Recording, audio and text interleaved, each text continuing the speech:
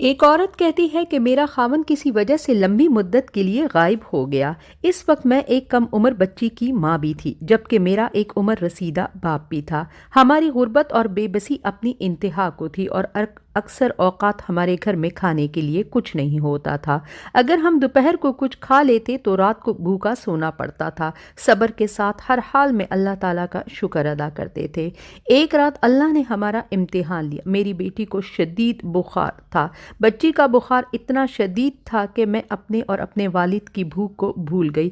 ایسی بے بسی اور لاچارگی پہلے کبھی نہیں دیکھی تھی۔ بے قراری حد سے بڑی تو مجھے اللہ تبارک تعالیٰ کا یہ قول یاد آ گیا، بھلا کون ہے بے قرار کو نجات کی دعا کو قبول کرے جب وہ اس سے دعا کرتا ہے، اس کی تکلیف کو دور کرتا ہے۔ بے شک، جی ہاں، ہر قسم کی تکلیف، چاہے وہ بھوک کی ہو یا بے چارگی کی ہو، غربت کی ہو، گناہوں کی ہو، کون ہے اس ذات پاک کے سوا جو ان تکلیفوں میں سب کی تکلیفوں کو دور کر کے اسے آرام اور سکون بخشے۔ یہ سب کچھ سوچ کر میں اٹھی اور وضو کیا اور بچی کے ماتھے پر پانی سے بھیگی ہوئی پٹی رکھی اور اللہ کے حضور نماز کو ادا کرنے کے لیے کھڑی ہو گئی۔ مختصر سی نماز پڑھنے کے بعد ہاتھ اٹھا کر دعا کی، اس کے ماتھے سے پٹی ہٹا کر دوبارہ پانی میں بھگو کر رکھ دی اور ایک بار پھر نماز کے لیے کھڑی ہو گئی۔ نماز پڑھنے کے بعد ایک بار پھر دعا کے لیے ہاتھ اٹھایا، پھر دوبارہ پٹی میں نے اپنی بچی کی تبدیل کر دی۔ وہ پھر دوبارہ نماز کے لیے کھڑی ہو گئی۔ یہ عمل میں نے کئی بار دہرایا۔ جب میں نے سب کچھ بار بار دہراتی رہی اور اسی طرح سے دعا کرتی رہی تو کسی نے دروازے کو بجایا۔ میرا باپ اور میں حیران ہو گئے کہ بھلا رات کے اس پہر کو کون ہمارے گھر آیا۔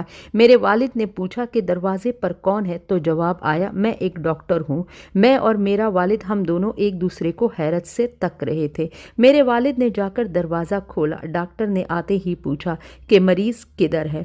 ہم نے سادگی سے بچی کی طرف اشارہ کیا۔ ڈاکٹر نے بچی کو چیک کیا اور کاغذ پر ایک نسخہ لکھ دیا اور میرے ہاتھ میں دیا اور کہا کہ میری فیس دیجیے، میں چلتا ہوں۔ میں نے جواب دیا، ڈاکٹر صاحب، ہمارے پاس تو کچھ بھی نہیں ہے اور ہمارے گھر میں کئی دن سے کھانے کے لیے بھی کچھ نہیں ہے۔ میرا جواب سن کر ڈاکٹر غصے میں بولا، اگر آپ لوگوں کے پاس کچھ نہیں تھا تو مجھے آدھی رات کو فون کیوں کیا، مجھے اس طرح سے کیوں بے آرام کیا؟ ڈاکٹر کے منہ سے ٹیلی فون کا سن کر میں حیران ہو گئی۔ شاید کسی اور نے آپ کو فون کیا ہے، لیکن آپ غلطی سے ہمارے گھر آ گئے ہیں۔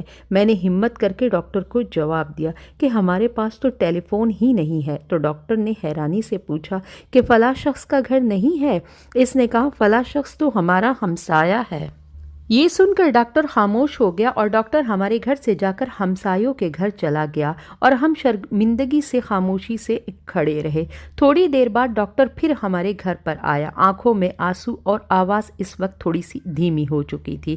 اللہ کی قسم، تمہارے گھر سے اس وقت تک نہیں جاؤں گا جب تک تمہارا پورا قصہ سن نہ لوں۔ میں نے ڈاکٹر کو اپنا پورا قصہ سنا ڈالا کہ کس طرح میں بچی کے ماتھے پر پٹی رکھ رہی تھی اور اللہ کے حضور دعا مانگ رہی تھی۔ ڈاکٹر جلدی سے اٹھا اور باہر چلا گیا اور کچھ دیر کے بعد ہمارے لیے رات کا کھانا اور بچی کے لیے دوائی اور گھریلو سامان لے آیا اور ساتھ ہی اس نے ہمیں بتایا کہ اس طرح سے ہر مہینے میں تمہیں راشن اور کچھ پیسے دے دیا کروں گا جب تک اللہ تعالیٰ چاہے گا۔